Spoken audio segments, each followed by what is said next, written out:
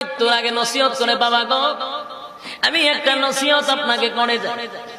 আমার দিলে সাক্ষী দেয় পৃথিবীর জমিনে আর বাঁচবো না গো বাবা। বাবাও কান্দে, মাও কান্দে।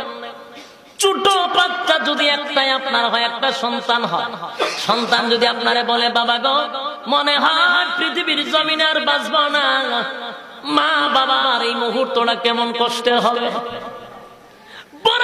চোখের পানিগুলো ছেড়ে দিয়া কান্না শুরু করে দিল, কান্না শুরু করে দিছে। আর মাও কান্দে, বড়া বলে বাবা আপনার কাছে আমার একটা আবদার হলো, আমি এই পৃথিবীর থেকে কিছুক্ষণের ভিতরে বিদায় হয়ে যাব।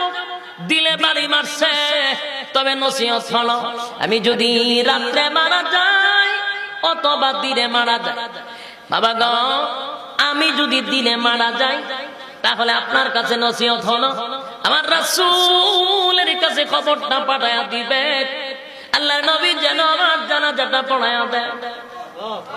আর যদি বাবা আমি রাত্রে মারা যাই, দোহাই লাগে আপনার, আমি যদি রাত্রে মারা যাই আমার নবীরে খবর দিবেন না, আপনারা গোসল করাইয়া দাফন কাপড় করাইয়া আমার জানাজা দিয়া দিবে। ভিতরে ভিতরে চিন্তা করে এমন সুন্দর চেহারা,